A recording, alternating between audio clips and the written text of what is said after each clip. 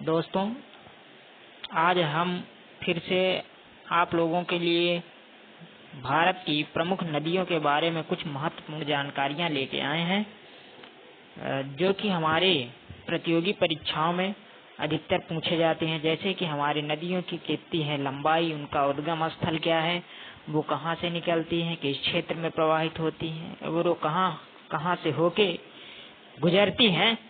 तो उन नदियों का प्रवाह क्षेत्र, उद्गम स्थल और आदि का हम अध्ययन करेंगे, जो हमारे भारत में प्रवाहित होती हैं। चलिए भारत की प्रमुख नदियां, उनकी लंबाई, उद्गम स्थल और नदी तंत्र के बारे में अध्ययन करते हैं। बहुत सी नदियां हैं जो भारत के नदियों के महातारिक वेद काल से ही अधिक है। यहाँ 4000 से भी अधिक छोटी बड़ी नदियां हैं। इन सभी नदियों का अपना ऐतिहासिक महत्व है। बहुत सी नदियों में धार्मिक गाथाएं जुड़ी हुई हैं, जो कि धार्मिक व सामाजिक रूप से अत्यंत महत्वपूर्ण है। भारत की सबसे बड़ी एवं प्रसिद्ध नदी है गंगा नदी है, जो कि हमारे धार्मिक ग्रंथों में भी इसका उल्लेख है। इसका क्षेत्रफल लगभग 9 लाख वर्ग किलोमीटर में फैला हुआ है। भारत की नदियों को प्रायः 2 रूपों में बांटा जा सकता है: हिमालय से निकलने वाली नदियां और प्रायद्वीपीय नदियां। हिमालय की नदियां हैं जो हमारे हिमालय पर्वत भारत के उत्तर में स्थित है, वहां से बहुत सारी नदियां निकलती हैं। उनके बारे में हम अध्ययन करते हैं। इन नदियों का अफवाह क्षेत्र अत्यंत विस्तृत है। इनमें साल भर जल की आपूर्ति होती रहती है, क्योंकि हिमालय से निकलती हैं और हमारा जो हिम है पिघलता रहता है, जिससे कि हमारे नदियों के जल की आपूर्ति होती रहती है। इसलिए इन नदियों को सदा नीरा भी कहा जाता है। सदा नीरा का मतलब होता है दोस्तों, जिसमें हमेशा जल का प्रवाह लगातार होता रहता, वो वर्ष भर नदियां सूखती नहीं है, उन्हें हम सदा नीरा कहते हैं। हिमालय की नदियों को 3 हिस्सों में विभाजित किया गया है: सिंध नदी तंत्र, गंगा नदी तंत्र और ब्रह्मपुत्र नदी तंत्र। सिंध नदी तंत्र का मतलब है इससे जो सिंध नदी निकलती है उसकी सहायक नदियां, गंगा नदी निकलती है जो उसकी सहायक नदियां, और ब्रह्मपुत्र नदी। भूवैज्ञानिकों के अनुसार इन तीनों नदी तंत्रों का विकास एक अत्यंत विशाल नदी से हुआ है, जिसे शिवालिक या हिंद ब्रह्मा नदी के नाम से जाना जाता है। असम से पंजाब तक बहती थी। बाद में प्लीस्टोसीन युग से पोटावार पठार के उत्थान के बाद यह छिन्न भिन्न हो 3 नदी तंत्रों में बट गई। जैसा कि आप लोगों को जानकारी होगी कि इस पूरे ब्रह्मांड में और इस पृथ्वी का लगातार विकास हो रहा है, और ये पर्वत जो हिमालय पर्वत है इसका भी विकास लगातार जारी है। इसी के अस्तित्व में ये भारत की जो 3 नई नदियां हैं, इन नदियां पहले एक साथ बहती थी और विकास के प्लेस्टोसीन युग के कारण ये 3 अलग नदी तंत्रों में विभाजित हो गई हैं। सिंध नदी तंत्र। सिंध नदी तंत्र में सिंधु के साथ उसकी सहायक सतलज, झेलम, रावी, ब्यास, चिनाब आती हैं। सिंध नदी तिब्बत के मानसरोवर झील के निकट चेमायुंगडुंग ग्लेशियर से निकलती। इसकी लंबाई 2880 किलोमीटर है और 1960 में भारत पाक के बीच हुए सिंधु जल समझौते के तहत भारत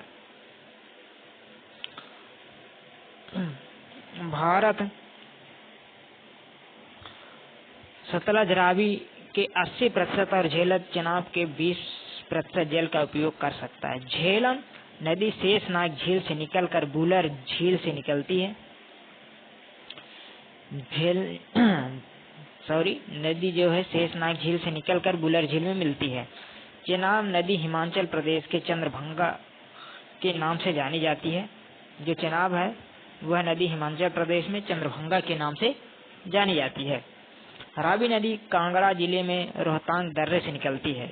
रावी नदी जो है वो कांगड़ा जिले के रोहतांग दर्रे से निकलती है और सतलज नदी का उद्गम स्थल मानसरोवर झील के निकट राक्षस ताल से है। भाखड़ा नागल बांध सतलज नदी पर ही स्थित है। जो आपके भाखड़ा नागल बांध है, जो कि विश्व का सबसे बड़ा गुरुत्वीय बांध है, वो भाखड़ा नागल बांध है, वो सतलज नदी पर ही स्थित है। यह कपूरथला के निकट ब्यास नदी सतलज में मिलती है। कपूरथला के निकट ब्यास नदी सतलज नदी में मिलती है। गंगा नदी तंत्र। गंगा का उद्गम स्थल उत्तराखंड में स्थित गंगोत्री ग्लेशियर से हुआ है। गंगा नदी का उद्गम उत्तराखंड के ग्लेशियर जो जिसका नाम है गंगोत्री, वहां से गंगा नदी का उद्गम माना जाता है माना। यह नदी अलकनंदा और भागीरथी नदियों के मिश्रित रूप है। देवप्रयाग के निकट से गंगा के नाम से जानी जाती है। गंगा नदी सर्वाधिक लंबाई उत्तर प्रदेश में है। गंगा नदी बांग्लादेश में पद्मा के नाम से जानी जाती है। गंगा नदी जो है बांग्लादेश में पद्मा के नाम से जानी जाती है। गंगा की सर्व प्रमुख सहायक नदी यमुना है, जो कि गढ़वाल जिले के टिहरी में स्थित यमुनोत्री हिमनद से निकलती है। ब्रह्मपुत्र नदी तंत्र, इसका उद्गम स्थल मानसरोवर झील के निकट आंगसी ग्लेशियर से है। यह तिब्बत में सांगपो और बांग्लादेश में यमुना के नाम से जानी जाती है। इस नदी का अफवाह तंत्र 3 देशों तिब्बत, भारत और बांग्लादेश में विस्तृत है। विश्व का सबसे बड़ा नदी द्वीप माजुली इसी नदी की देन है। प्रायद्वीपीय नदियां, भारत में ज्यादातर प्रायद्वीपीय नदियां ही प्रवाहित होती हैं। प्रायद्वीपीय नदियां हिमालय नदियों के अधिक पुरानी है, इसलिए इन नदियों का ढाल काफी मंद है। केवल वर्षा जल पर निर्भरता के कारण नदियां मौसमी हैं। गर्मी के दिनों में ये नदियां सूख जाती हैं और सिंचाई के रूप में इनका प्रयोग कम ही हो पाता है। अधिकतर प्रायद्वीपीय नदियां पश्चिम से पूर्व की ओर बहती हैं। जो प्रायद्वीपीय नदियां हैं अधिकतर पश्चिम से पूर्व की ओर बहती हैं, परंतु नर्मदा और ताप्ती नदियां ही पूर्व से पश्चिम की ओर बहती हैं। नर्मदा और ताप्ती नदी पश्चिम से पूर्व की ओर बहती हैं। पश्चिमी घाट पूर्व की ओर बहने वाली नदियां और पश्चिम की ओर बहने वाली नदियों के बीच जल विभाजक का कार्य करती हैं। प्रायद्वीपीय नदियों में सबसे लंबी नदी गोदावरी दक्षिण भारत के गंगा के नाम से जानी जाती है। का उद्गम स्थल नासिक महाराष्ट्र से है। कृष्णा नदी महाबलेश्वर के निकट स्थित एक झरने से निकलती है और विजयवाड़ा के निकट अपना डेल्टा बनाती है। नदियों से संबंधित महत्वपूर्ण तथ्य इस प्रकार है। दुनिया भर में नदी तंत्र है, पर भारत का नदी तंत्र सबसे अलग है और सबसे विस्तृत है। और भारत देश में सबसे ज्यादा नदियां जो पाई जाती हैं अपने हमारे मध्य प्रदेश में पाई जाती हैं। दक्षिण भारत की नदियों की लंबाई का क्रम देखिए। सब गोदावरी है, उससे फिर छोटी है कृष्णा नदी, फिर महानदी, नर्मदा और कावेरी। भारत की सबसे बड़ी झील कौन सी है? भारत की सबसे बड़ी झील है चिल्का झील। चिल्का झील उड़ीसा राज्य में स्थित है। चिल्का झील एक खारे पानी की झील है। पूर्वोत्तर भारत में मीठे पानी की सबसे बड़ी झील कौन सी है? लोकटल झील। पूर्वोत्तर भारत में मीठे पानी की झील लोकटल झील है। लोकटल झील किस राज्य में स्थित है? लोकटल झील जो है मणिपुर में स्थित है। कौन सी प्रायद्वीपीय नदियां एस्चुरी बनाती हैं? नर्मदा, ताप्ती और मांडवी 3 ऐसी नदियां हैं जो एस्चुरी बनाती हैं। कृष्णा और कावेरी के बीच कौन सा बेसिन स्थित है? पेन्नार बेसिन। जयमांगली और चित्रावती किसकी सहायक नदियां हैं? पेन्नार नदी की। महाराष्ट्र की लोनार झील किस प्रकार की झील है? क्रेटर झील। कावेरी नदी किन किन राज्यों से होकर गुजरती है? कावेरी नदी कर्नाटक, केरल, तमिलनाडु इन 3 राज्यों से होकर गुजरती है। बार बार मार्ग परिवर्तन कर बाढ़ लाने के लिए भारत में सर्वाधिक प्रसिद्ध नदी कौन सी है? कोसी नदी है, जो बिहार में प्रवाहित होती है। कोसी को बिहार का शोक भी कहा जाता है, क्योंकि इसके कारण बाढ़ आ जाती है और बहुत सारे क्षेत्र प्रभावित होते हैं। दामोदर किसकी सहायक नदी है? हुगली की। असम और पश्चिम बंगाल की सीमा कौन सी नदी बनाती है? संकोशी नदी। अमरकंटक के पठार में कौन सी नदी निकलती है? सोन, नर्मदा, महानदी। गुजरात में ताप्ती नदी पर मानव निर्मित झील कौन सी? उकाई झील। हैदराबाद और सिकंदराबाद के बीच कौन सी झील स्थित है? हुसैन सागर झील। बद्रीनाथ का प्रसिद्ध मंदिर किस नदी के तट पर स्थित है? अलकनंदा। पश्चिम चंपारण जिले में स्थित त्रिवेणी नहर में किस नदी से पानी आता है? गंडक नदी से। बुलर झील किस प्रकार की झील है? बुलर झील एक गोखुर झील है। दामोदर नदी कहाँ से निकलती? छोटे नागपुर के पठार से दामोदर नदी का उद्गम माना जाता है। स्टेनले जलाशय किस नदी पर स्थित है? कावेरी नदी, जो तमिलनाडु में है। बिस्टिंगस द्वीप किस झील में स्थित है? बेम्बाद झील, केरल।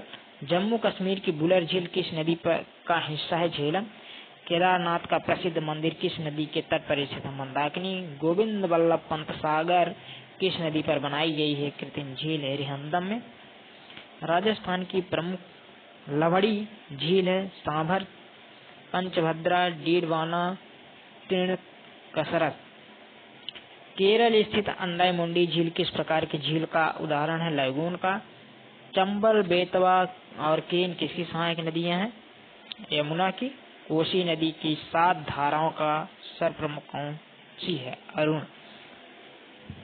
भारत की प्रमुख नदियां, उनकी लंबाई और उनका मुहाना संगम क्या है, उसके बारे में हम लोग अध्ययन करते हैं।